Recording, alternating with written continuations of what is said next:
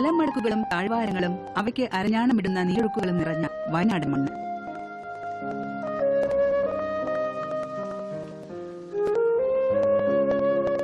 കാലം എന്നും ഹരിതമുദ്രകൾ ചാർത്തി കടന്നുപോകുന്ന ഈ ഭൂമികയിൽ മഞ്ഞും മഴയും മനുഷ്യ മനസ്സും ഒന്നുചേരുന്ന എത്രയെത്ര ദിനരാത്രങ്ങൾ. ഒരുപക്ഷെ മലയാളത്തിൽ എങ്ങും കാണാൻ സാധ്യതയില്ലാത്ത ഈ അപൂർവ ചാരുതയിൽ വയനാടിന്റെ ഫലസമൃദ്ധിയും നിറവണിയുന്നു. മലമുകളിലും താഴ്വാര മണ്ണിലും കേരളത്തിന്റെ എല്ലാത്തരം സസ്യവൃക്ഷാദികളും പൂതുലഞ്ഞ് കായ്കനികൾ അണിയുന്നു. ഏലവും മഞ്ഞളും ഇഞ്ചിയുമൊക്കെ കാടിന്റെ സാന്നിധ്യത്തിന്റെ മാറ്റുരച്ചു നിൽക്കുമ്പോൾ കാർഷിക പാരമ്പര്യത്തിന്റെ കന്തിയുമായി വാഴയും ജാതിയും തെങ്ങും കവുങ്ങും പച്ച നിറത്തിനൊപ്പം പല വർണ്ണങ്ങളുമായി പച്ചക്കറി ഇനങ്ങളും മണ്ണിന്റെ മണമുറ്റിയ കിഴങ്ങുവർഗ്ഗങ്ങളുമൊക്കെ നിരയിടുമ്പോൾ നമ്മുടെ കാർഷിക ചരിത്രത്തിന്റെ സുപ്രധാന ഭാഗധേയം വയനാട് കൈയടക്കിയിരിക്കുന്നു എന്ന് പറയുന്നതിൽ ഒട്ടും അതിശയോക്തിയില്ല. ഈ ഒരു വഴിയിലാണ് പനമരം ഗ്രാമത്തിലെ ഐക്കര വീടിന്റെ കാർഷിക പാരമ്പര്യം. ജീവിതോപാധിയായി കണ്ടെത്തിയ ഒരു കാർഷിക കുടിയേറ്റത്തിന്റെ ചരിത്രവും ഇതിന് പിന്നിലുണ്ട്. തലമുറകൾ കൈമാറിയേകിയ കാർഷിക വൃത്തിയെ ജീവിതത്തെ പോലെ സ്നേഹിച്ച ചാർലിയാണ് ആ കുടുംബത്തിലെ ഇപ്പോഴത്തെ നായകൻ. വയനാടിന്റെ മണ്ണും വയനാടൻ കാർഷിക രീതികളും സമന്വയിപ്പിച്ച് ദിശകളെ തിരിച്ചറിഞ്ഞ ചാർലി കാർഷിക മേഖലയിലെ പരമപ്രധാനമായ ഒരു തലത്തെ കണ്ടെത്തുകയായിരുന്നു. മലയാളിയുടെ ജീവിത സാഹചര്യത്തിന് ഉപയുക്തമായ സകലവിധ സസ്യജാലങ്ങളുടെയും തൈച്ചെടികൾ അവരിലെത്തിക്കുക എന്ന സവിശേഷമായ ദൗത്യം.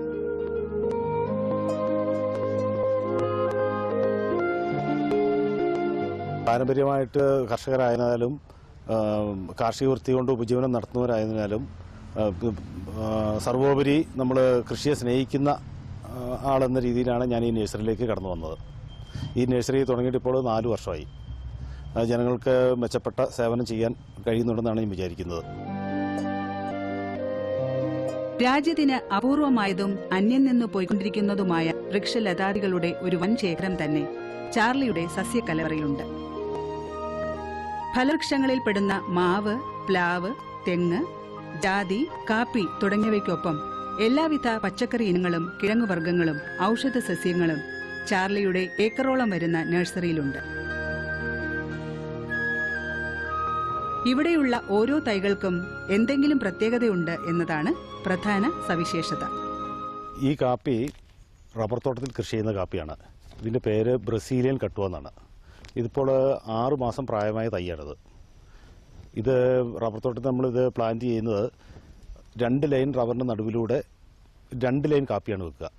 കാപ്പികൾ തമ്മിലുള്ള അകലം 5 അടി, 2 ലൈൻ തമ്മിലുള്ള അകലം 5 അടി. ഒരേക്കർ സ്ഥലത്ത് ഏതാണ്ട് ഒരു 560 മുതൽ 780 വരെ സ്ഥലത്തിൻ്റെ കിടപ്പനുസരിച്ച് കൃഷി ചെയ്യാൻ കഴിയും. 2ാം വർഷം മുതൽ കാപ്പി കായ്ക്കാൻ തുടങ്ങും. 4 വർഷം പ്രായമായ ഒരു കാപ്പിയിൽ ശരാശരി മിനിമം 1 കിലോ പരിപ്പ്, ഡ്രൈ പരിപ്പ് കിട്ടും. 25 വർഷത്തോളം ഈ കാപ്പിക്ക് ആയുസുണ്ട്.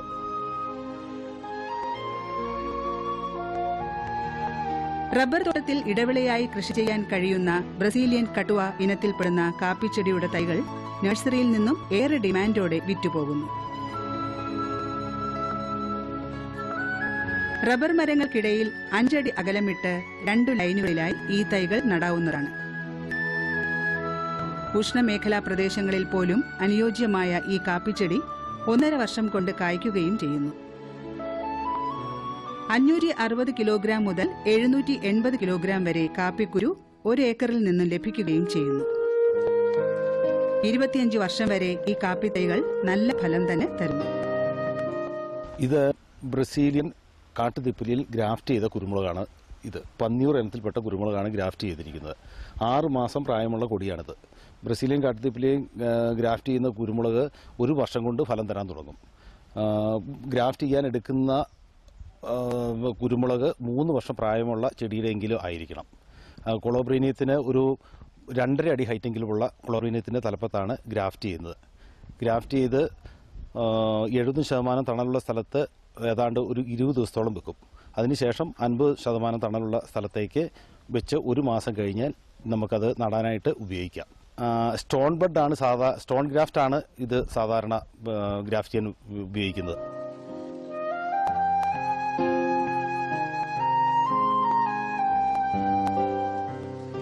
ബ്രസീലിയൻ കാട്ടുതിപ്പലിയിൽ ഗ്രാഫ്റ്റ് ചെയ്ത പന്നിയൂർ ഇനം കുരുമുളക് ശേഖരം നഴ്സറിയിലെ മറ്റൊരു പ്രത്യേകതയാണ്. 6 മാസം പ്രായമായ തൈകളാണ് ആവശ്യക്കാർക്ക് നൽകുക. 3 വർഷം പ്രായമുള്ള ചെടിയിൽ നിന്നുള്ള വള്ളിയാണ് ഗ്രാഫ്റ്റിംഗിനായി തെരഞ്ഞെടുക്കുക. സ്റ്റോൺ ഗ്രാഫ് രീതിയാണ് ഇവിടെ അവലംബിക്കുന്നത്. 25%, 50% എന്നീ ക്രമത്തിൽ തണലേകി വളർത്തിയെടുത്താണ് ഗ്രാഫ്റ്റ് കുരുമുളക് ചെടികൾ കർഷകർക്ക് നൽകുക.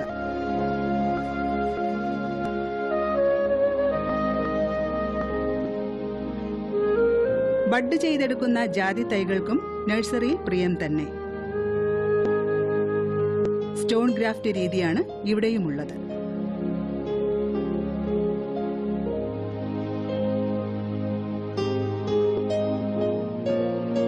മുക്കാൽ ഇഞ്ച് മുതൽ 1 ഇഞ്ച് വരെ നീളമുള്ള കമ്പുകൾ 1 വർഷം പ്രായമായ കാട്ടുജാതിയിൽ ബഡ് ചെയ്താണ് തൈകൾ തയ്യാറാക്കുക.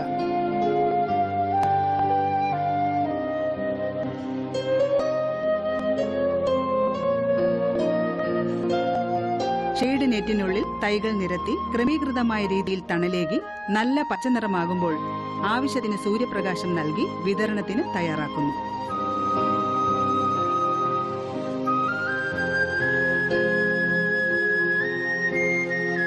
വലിയ കാലവർഷം ഒഴികെ ബാക്കി എല്ലാ സമയത്തും ജാതി ബഡ് ചെയ്യാറുണ്ട്. മാതൃവൃക്ഷമായിട്ട് തിരഞ്ഞെടുക്കുന്ന നല്ല കായുള്ളതും നല്ല രോഗവിമുക്തമായ ചെടിയായിരിക്കണം. 1 ഇഞ്ച് നീളത്തിലുള്ള മുക്കാൽ ഇഞ്ച് വീതിയിലുള്ള കട്ടിങ്സാണ് അതിൻ്റെ സ്കിന്നാണ് നമ്മൾ ബഡ് ചെയ്യാനായിട്ട് എടുക്കുന്ന സാധനം. അത് കാട്ടുജാതി പാക്കറ്റിൽ പാകി മുളപ്പിച്ച് നിർത്തിയിരിക്കുന്ന കാട്ടുജാതി 1 വർഷം പ്രായമുള്ള കാട്ടുജാതിയിലാണ് അത് ബഡ് ചെയ്യുന്നത്.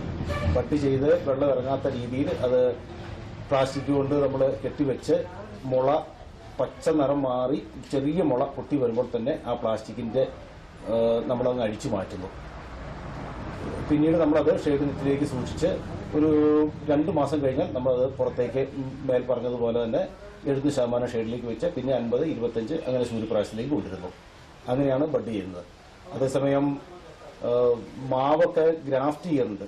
മാവ് ഗ്രാഫ്റ്റ് ചെയ്യുന്ന സ്റ്റോൺ ഗ്രാഫ്റ്റാണ് അധികം ചെയ്യുന്നത്. അത് നല്ല പോലെ കായ്ക്കുന്നു. രോഗവിമുക്തവുമായ മാവിൻ്റെ കമ്പ് മാവ് തളുക്കാതിരിക്കുന്ന ടൈമിൽ എടുത്ത് മാവിൻ്റെ തൈകളിൽ ഗ്രാഫ്റ്റ് ചെയ്യുകയാണ് ചെയ്യുന്നത്.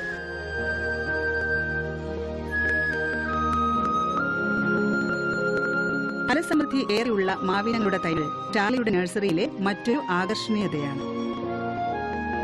ചന്ദ്രക്കാരൻ, നമ്പ്യാർ മാവ് തുടങ്ങിയ മലയാളക്കരയിലെ മാവിൻ തൈകൾക്കൊപ്പം വിവിധ സംസ്ഥാനങ്ങളിലെ പ്രസിദ്ധമായ മാവുകളുടെ തൈകളും ഇവിടെ ലഭ്യമാണ്.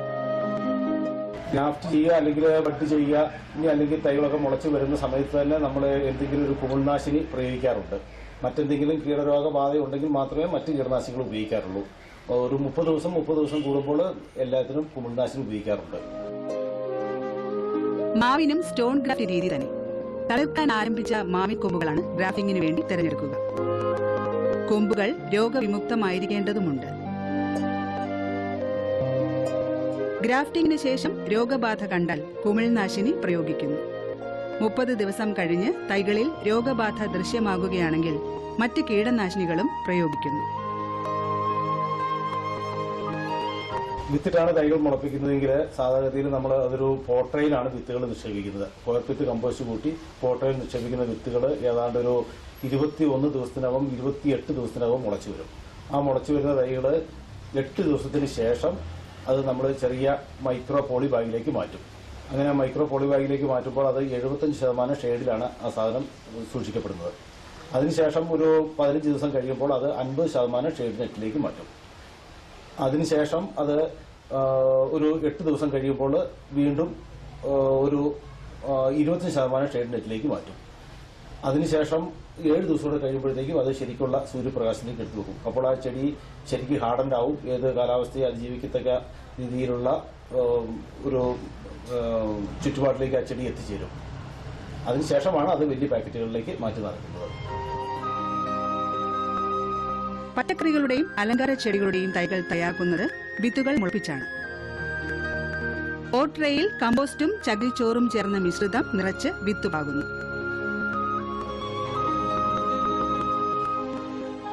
21 മുതൽ 28 ദിവസങ്ങൾക്കകം വിത്തുകൾ മുളപൊട്ടും. തുടർന്ന് 8 ദിവസങ്ങൾക്കുള്ളിൽ ചെറുതൈകളെ മൈക്രോ പോളി ബാഗിലേക്ക് മാറ്റുന്നു. തുടർന്ന് 15 ദിവസം 75% തണലേകാൻ അനുവദിക്കുന്നു. അതിനുശേഷം 8 ദിവസത്തേക്ക് 50%, പിന്നീട് 7 ദിവസത്തേക്ക് 25% തണലും നൽകി വളർത്തുന്നു. ഈ പ്രക്രിയയ്ക്ക് ശേഷമാണ് ശരിക്കുള്ള സൂര്യപ്രകാശം കൊള്ളാൻ തൈകളെ അനുവദിക്കുക. ഈ രീതി മൂലം ചെടികൾക്ക് ഏത് കാലാവസ്ഥയെയും അതിജീവിക്കാനുള്ള ശേഷി ലഭിക്കുന്നു.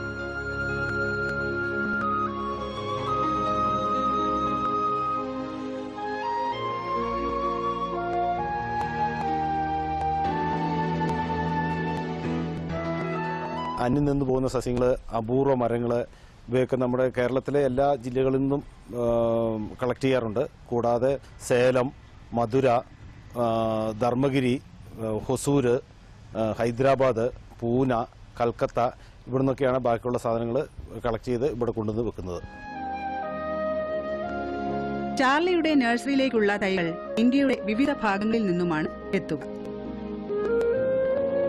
അപൂർവ ലബ്ധിയാർന്ന സസ്യവർഗത്തെ തേടിയുള്ള ചാർലിയുടെ യാത്രകൾ തമിഴ്നാട്, കർണാടക, മഹാരാഷ്ട്ര, ആന്ധ്ര, വെസ്റ്റ് ബംഗാൾ തുടങ്ങിയ സംസ്ഥാനങ്ങളിലേക്ക് നീളുമ്പോൾ അവിടെ കണ്ടെത്തുന്നവയൊക്കെ കരസ്ഥമാക്കുന്ന കൗതുകകരവും ആഹ്ലാദകരവും സേവനകരവുമായ യാത്രയായി അത് മാറുന്നു. ഔഷധസസ്യങ്ങൾ പർച്ചേസ് ചെയ്യാൻ പോകുമ്പോൾ ഔഷധസസ്യങ്ങളുമായിട്ട് ബന്ധപ്പെട്ട അതിൽ ജ്ഞാനമുള്ള ആൾക്കാരുമായിട്ട് അതിന് വിശ്വാസത്തെ ബോധ്യപ്പെട്ടതിന് ശേഷമാണ് അവിടുന്ന് പർച്ചേസ് ചെയ്യുന്നത്. കൂടാതെ ഇവിടെ വന്നതിന് ശേഷം ഇവിടുത്തെ സൂപ്പർവൈസർ അത് ഓരോ ചെടികളും എടുത്ത് ചെടികൾ അത് തന്നെയാണെന്ന് ഉറപ്പുവരുത്തിയതിന് ശേഷമാണ് അത് വിൽപ്പനയ്ക്ക് തയ്യാറാക്കുന്നതും. മലയാളിക്ക് വേണ്ടിയുള്ള ഇഷ്ട സസ്യവർഗങ്ങളുടെ സ്വത്വം തേടിയുള്ള ചാർലി യാത്രകളിൽ ഔഷധ സസ്യങ്ങളുടെ സമ്പാദനവും പരമപ്രധാനമാകുന്നു. അതുകൊണ്ടുതന്നെ ആയുർവേദ തത്വസംഹിതകൾ വിവരിക്കുന്ന ഔഷധ സസ്യക്കൂട്ടരു മുഴുവൻ ചാർലിയുടെ നഴ്സറിയിലുണ്ട് എന്നതാണ് ശ്രദ്ധേയമായ കാര്യം. ഔഷധ സസ്യങ്ങൾ തിരഞ്ഞെടുക്കുന്നതിലും അത് ആവശ്യക്കാർക്കായി തന്റെ നഴ്സറിയിൽ നൽകുന്നതിലും വ്യക്തതയാർന്ന പഠനവും നിരീക്ഷണവും ചാർലി പുലർത്തുന്നു. കുറച്ച് വർഷങ്ങൾക്ക് മുമ്പ് വരെ നഴ്സറിക്ക് ഒരു സീസണേ ഉണ്ടായിരുന്നുള്ളൂ. അതായത് ഒരു മെയ് മാസം മുതൽ ഒരു ഓഗസ്റ്റ് മാസം വരെയായിരുന്നു. ഇപ്പോൾ ഒരു പൂച്ചകളുടെ സീസൺ എന്ന് പറയുന്നത് ഒരു നവംബർ മുതൽ മെയ് വരെയും, മെയ് മുതൽ ഒരു ഓഗസ്റ്റ് വരെ അല്ലെങ്കിൽ ഒരു ഡിസംബർ വരെയും നമ്മുടെ ഈ കാർഷിക വിളകൾ വാങ്ങുന്ന ഒരു സീസണും ഉണ്ട്. ഒരു ഓഗസ്റ്റ് മുതൽ ഒരു ജനുവരി, ഫെബ്രുവരി, മാർച്ച് വരെ ഔഷധസസ്യങ്ങൾ ആൾക്കാർ വാങ്ങാറുണ്ട്. തൈവാങ്ങൽ സീസൺ സാധാരണ ആണ്ടിൽ ഒരു പ്രാവശ്യമേ ഉണ്ടാകാറുള്ളൂ എങ്കിലും ഇവിടെ ചാർലിയുടെ നഴ്സറി വർഷം മുഴുവൻ സീസൺ ആക്കുകയാണ്. മെയ് മാസം മുതൽ ഓഗസ്റ്റ് വരെ ചില ഇനങ്ങൾക്ക് സീസണെങ്കിൽ കാർഷിക വിളകൾക്ക് ഓഗസ്റ്റ് മുതൽ ഫെബ്രുവരി വരെയും സീസൺ തന്നെ. അലങ്കാര പൂച്ചെടികൾക്ക് എല്ലാ ദിവസവും ആവശ്യക്കാരും. തീർന്നില്ല, മാസം മുഴുവൻ ഔഷധ സസ്യങ്ങളുടെ തൈകളെ തേടിയെത്തുന്നവർക്കും യാതൊരു കുറവുമില്ല. സാധനങ്ങൾ മേടിക്കുന്ന കസ്റ്റമേഴ്സിനോട് നമ്മൾ കൂടുതൽ പർച്ചേസ് ചെയ്തവരോട് നമ്മൾ കാലാകാലങ്ങളിൽ വിളിച്ച് ചോദിക്കാറുണ്ട്. അതിനെന്തെങ്കിലും സേവനങ്ങൾ അവർക്ക് വേണം, അല്ലെങ്കിൽ എന്തെങ്കിലും നിർദ്ദേശങ്ങൾ വേണമെങ്കിൽ അത് നമ്മൾ ഫ്രീ ആയിട്ട് ചെയ്യാറുണ്ട്. ചിലപ്പോൾ നമുക്ക് സൗകര്യമുണ്ടെങ്കിൽ നമ്മൾ അവരുടെ അടുത്ത് പോയി ഈ സാധനങ്ങളൊക്കെ കാണാറുണ്ട്, അവരുമായിട്ട് ബന്ധപ്പെടാറുമുണ്ട്. ചാർലിയുടെ നഴ്സറിയിൽ നിന്ന് ഓരോ തൈകളും വാങ്ങിപ്പോയവരെ അദ്ദേഹം ഓർക്കുന്നു.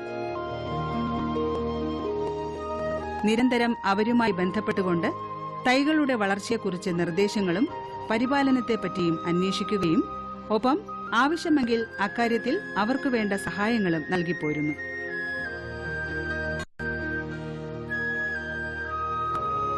സമയം കിട്ടുമ്പോഴൊക്കെ തൈകൾ വാങ്ങിപ്പോയ കർഷകരുടെ കൃഷിയിടങ്ങളും ചാർലി സന്ദർശിച്ച് വേണ്ട ഉപദേശങ്ങൾ നൽകിപ്പോരുന്നു. മണ്ണ് നീക്കം ചെയ്താൽ പോകാത്ത തൈകളായ ഇപ്പോൾ പപ്പായ, ടിഷ്യൂ കൾച്ചർ വാഴ, തെക്കൻ കുരുമുളക്, കാപ്പി തൈകൾ, അങ്ങനെ തൈകളൊക്കെ ഇപ്പോൾ ദൂരെയുള്ള സ്ഥലങ്ങളാണെങ്കിലും അവർക്ക് നമ്മൾ കൊറിയർ സർവീസിൽ അയച്ചു കൊടുക്കാറുണ്ട്. കൊറിയർ സർവീസിൽ അയച്ചു കൊടുക്കുന്ന തൈകൾ ഒരു 12 ദിവസം വരെ ഒരു കംപ്ലൈൻറ്റും ആകാത്ത പ്രത്യേകതരം ബോക്സിൽ വെച്ച നൂതന സാങ്കേതിക വിദ്യയിലാണ് അയച്ചു കൊടുക്കുന്നത്. അതുപോലെ ഇഷ്ടംപോലെ ആൾക്കാർ അങ്ങനെ മേടിക്കുന്നുണ്ട്. അതുപോലെയുള്ള മംഗലാപുരം, ബാംഗ്ലൂര്, കോട്ടയം, തിരുവനന്തപുരം അങ്ങനെയുള്ള സ്ഥലങ്ങളിലേക്കൊക്കെ കുറച്ച് സാധനങ്ങളെ വേണ്ടു. പക്ഷേ ഇവിടെ ഒന്ന് പർച്ചേസ് ചെയ്യാൻ അവർക്ക് ബുദ്ധിമുട്ടുള്ള ആൾക്കാർക്ക് നമ്മൾ കൊറിയർ സർവീസിൽ സാധനങ്ങൾ എത്തിച്ചു കൊടുക്കാറുണ്ട്.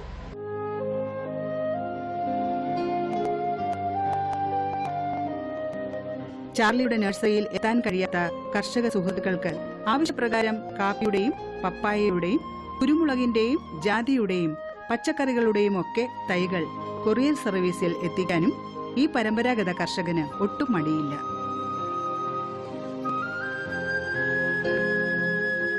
കാർഷിക പൈതൃകം ഹൃദയത്തിൽ പേറിയ ചാർലിയുടെ ജീവിതം ഒരു സാമൂഹിക സമർപ്പണമാണ്. കാർഷികമായ ഐശ്വര്യം മലയാളക്കരയാകെ നട്ടുവളർത്താൻ സമർപ്പിച്ച വ്യത്യസ്തവും സവിശേഷവുമായ ജന്മം. ഈ കർഷകൻ എടുത്തു നീട്ടുന്ന തൈകൾ കേരളത്തിന്റെ ഹരിതഭൂമിയെ ചൈതന്യഭരിതമാക്കും.